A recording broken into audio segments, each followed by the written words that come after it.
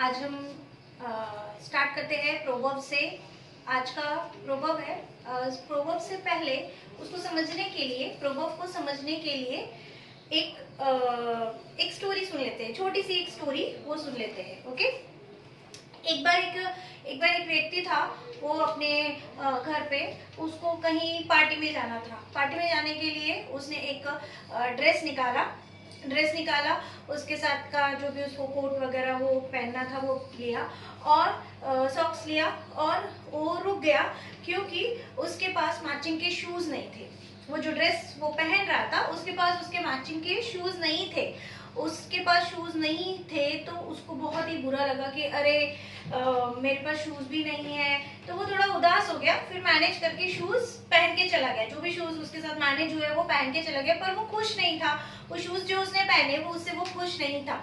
जब वो रास्ते में जा रहा था पार्टी में, जब वो रास्ते में जा रहा था तो उसने देखा कि एक व्यक्ति जो है उसके पैर ही नहीं है। तो उसको वो थोड़ा सा फ्लैशबैक में गया, जब वो बहुत परेशान था कि उसके पास मैचिंग के शूज नहीं है, और वो दुखी हो गया था। और उसी दुख में वो पार्टी में जाने के लिए निकला था। लेकिन जब उसने देखा कि उस व्यक्ति के पैर ही नहीं है तो उसे लगा कि मैं बहुत खुश हूँ, कम से कम मेरे पास पैर है, मैं शूज पहन तो सकता हूँ। तो इसका मतलब क्या हुआ, मॉरल ऑफ द स्टोरी क्या हुआ कि हमारे पास बहुत सारी चीजें आ जाती है जिंदगी में, लेकिन हम उससे खुश नहीं रहते, हम उससे समाधान नहीं रखते हैं। तो हमारी खुशी चीजों की वजह से नहीं होती है। They all are immaterial things. Okay. हमारी खुशी जो होती है वो हमारे समाधान से होती है। जब भी हमको समाधान हो जाता है कि now we are happy, okay, this all things are enough, okay, जब हमको ये समाधान होता है तभी हम खुश होते हैं। तो सेटिस्फेक्शन इज हैप्पीनेस। ओके। क्या है प्रोवर्ब आज का? Satisfaction is happiness. अब एक वर्ड को रिप्लेस कर देंगे। अब एक सेटिस्फेक्शन जो वर्ड है उसको एक अच्छे वर्ड से रिप्लेस करेंगे। बिकॉज हम रिप्लेस इसलिए कर रहे हैं क्योंकि हम अच्छे अच्छे वर्ड्स भी सीख रहे हैं साथ में। ओके। उसको रिप्लेस करेंगे एक अच्छे से वर्ड से। सेटिस्फेक्शन के लिए हम वर्ड यूज करेंगे कंटेंटमेंट। क्या यूज करेंगे? Contentment. So the proverb is contentment is happiness. समाधान ही परम सुख है। गाइस, तो आज का जो हमारा टेंस, हम जो आज टेंस पढ़ने जा रहे हैं, वो जो टेंस है वो हमारी टेंसेस की सीरीज का लास्ट टेंस है। ओके। कौन सा टेंस है वो? Perfect continuous tense. अब जैसे ही मैंने टेंस का नाम लिया, आपके माइंड में क्या आना चाहिए? आपके माइंड में टेंस के बारे में ना आते हुए सबसे पहले ये आना चाहिए, हमने सीखा है कि टेंस का मतलब है combination of helping verb and form of verb. Okay. अब देखो, हमने दो टेंसेस पढ़े हैं ऑलरेडी। इससे पहले हमने दो टेंसेस पढ़े हैं, एक तो परफेक्ट भी पढ़ा है और एक कंटिन्यूअस भी पढ़ा है। Got it? ओके। तो अब दोनों का कॉम्बिनेशन करना है, दोनों का कॉम्बिनेशन करना है। परफेक्ट का मतलब है, परफेक्ट मतलब कौन सा फॉर्म? वर्ब का कौन सा फॉर्म? परफेक्ट मतलब थर्ड फॉर्म, पार्टिसिपल। ओके।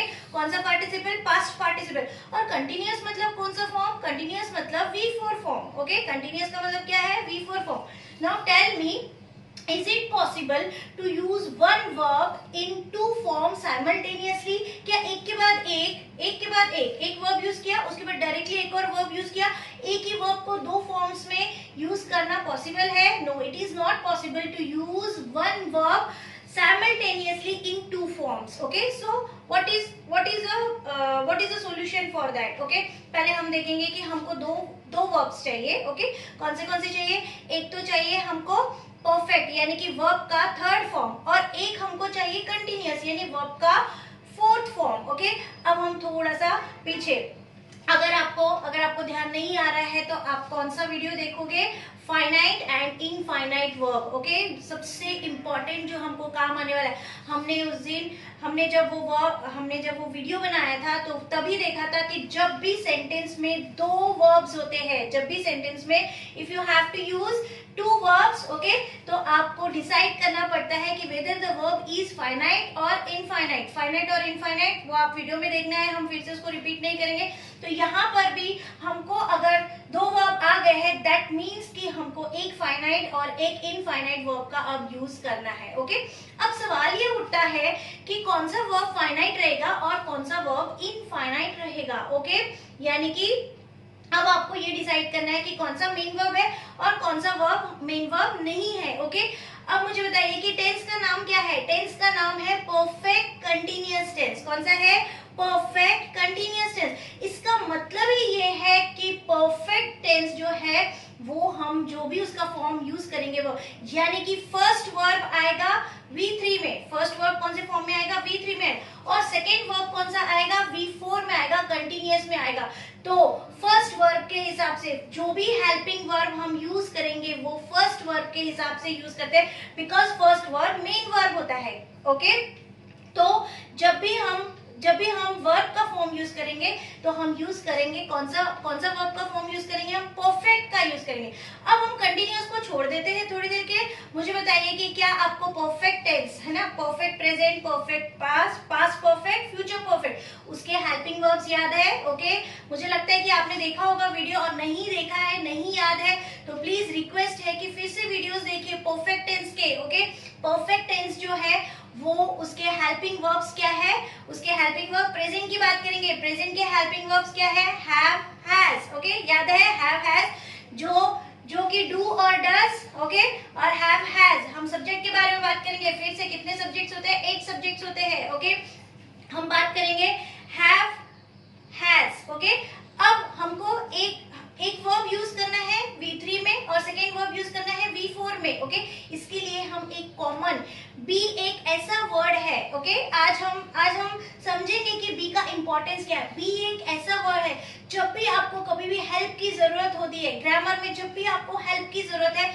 तो आप किसकी हेल्प लेते हैं, कौन से वर्ड की हेल्प लेते हैं, आप बी की हेल्प लेते हैं। आगे भी हम जो एक्टिव पैसिव वॉइस पढ़ेंगे उसमें भी हम देखेंगे कि बी का कितना इंपॉर्टेंस है। ओके, आज हम ये वाले टेंस के लिए परफेक्ट कंटिन्यूअस की बात करेंगे। परफेक्ट टेंस में भी, परफेक्ट कंटिन्यूअस में भी आपको किसकी हेल्प लेनी है, आपको बी की हेल्प लेनी है। बी के 3 फॉर्म्स यूज होते हैं। ओके, बी के कितने फॉर्म्स यूज होते हैं, there are 3 forms of be. Okay, कौन से हैं, बी फर्स्ट फॉर्म में यूज होता है, थर्ड फॉर्म में बीन यूज होता है, और फोर्थ फॉर्म में बीइंग यूज होता है। थर्ड फॉर्म मतलब पास्ट पार्टिसिपल, तो बी का पास्ट पार्टिसिपल क्या हो गया, बीन हो गया, तो इसलिए हम यहाँ पर यूज करेंगे बीन। ओके, समझ में आ रहा है? लेकिन उससे भी पहले हम एक चीज समझ लेंगे कि ये वाला टेंस हम यूज ही क्यों करते हैं। ओके, जब हमारे पास अलग से परफेक्ट टेंस है, जब हमारे पास अलग से कंटिन्यूअस टेंस है, तो फिर हमको परफेक्ट कंटिन्यूअस की जरूरत क्यों पड़ रही है। ओके, हम इसको थोड़ा सा एक्सप्लेन करेंगे।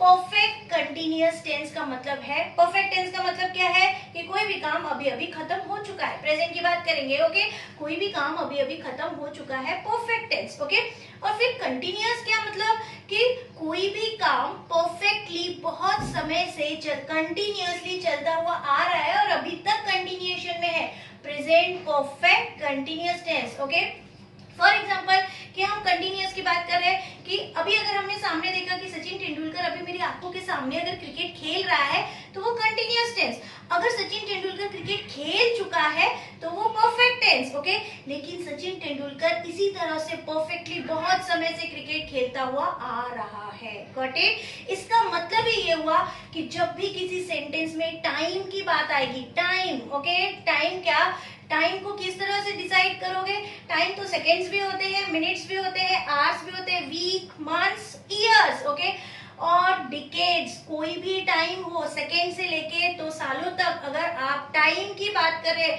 कोई भी काम जो कंटिन्यूअसली कुछ समय से चलता हुआ, पास्ट से चलता हुआ आ रहा है और अभी तक चल रहा है परफेक्टली, उसके लिए हम यूज करेंगे continuous, perfect continuous tense. Okay, Okay guys, now we will talk about the most important words in this tense. Okay, वो 3 words है जो बहुत ही important है ये tense में, वो है for, from and since. Okay, अब for और from same है, for और from same है, और एक since है। अब क्या फर्क है, क्यों यूज करते हैं ये? ओके, अगर आप गौर करेंगे तो ये तीनों वर्ड्स जो यूज होते हैं टाइम के लिए। ओके, इसके बाद आपको एग्जैक्टली फॉर, फ्रॉम या सिंस, इसके बाद आपको टाइम बताना पड़ता है कि कब से, उन तीनों वर्ड्स का मतलब होता है से। ओके, जहां से आपको ये टाइम बताना है वहां से यूज करते हैं। फिर अब फॉर और फ्रॉम और सिंस ये अलग अलग क्यों है? ओके, देखिए ध्यान से सुनना है थोड़ा सा। ओके, फॉर और फ्रॉम का मतलब होता है टाइम तो पता है बट एग्जैक्ट टाइम नहीं पता है। If you don't know the exact time then use for और from, but if you know the exact time, okay, then use since. Okay, और एक वर्ड है जो फॉर और फ्रॉम के साथ यूज होता है, that is last. Okay, for last, okay, from last लेकिन सिंस के साथ लास्ट यूज नहीं होता है। सिंस का मतलब ही परफेक्ट होता है। सो वी, जैसे हमने सिंस बोला, वी गॉट की हम परफेक्ट टाइम की बात कर रहे हैं। ओके, तो थोड़ा सा ध्यान से इसको यूज करना है। फॉर, फ्रॉम एक साथ। ओके, उसके साथ आप लास्ट लगाओगे तो भी चलेगा, नहीं लगाओगे तो भी चलेगा, लेकिन सिंस जो होता है उसके साथ लास्ट मत लगाना। ओके, नाउ अब इन दोनों का एक एग्जांपल देखेंगे कि अगर अगर आपको बोलना है कि बच्चे बच्चे बहुत समय से, फॉर एग्जांपल हम टाइम ले लेते हैं पर्टिकुलर। ओके, अब बच्चे, हम बोलना चाहते हैं कि 2 घंटे से क्रिकेट खेल रहे हैं। ओके, बच्चे 2 घंटे से क्रिकेट खेल रहे हैं। कौन से 2 घंटों से क्रिकेट खेल रहे हैं? ठीक है, नहीं पता है, नहीं बताना चाहते हो तो हम यूज करेंगे children have been. Okay, children have been playing for 2 hours। Okay, लेकिन हमको पता है एग्जैक्टली, हमको टाइम पता है कि वो सुबह से क्रिकेट खेल रहे हैं या फिर सुबह के 2 घंटों से क्रिकेट खेल रहे हैं, या फिर एग्जैक्ट टाइम पता है कि since 6 o'clock in the morning। okay,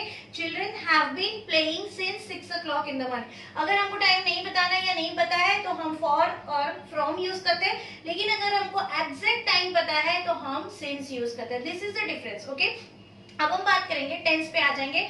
tense की बात करेंगे कि टेंस में क्या फर्क है, present perfect continuous, past perfect continuous और फ्यूचर परफेक्ट कंटिन्यूअस में क्या फर्क है। ओके, इसकी हम बात करेंगे।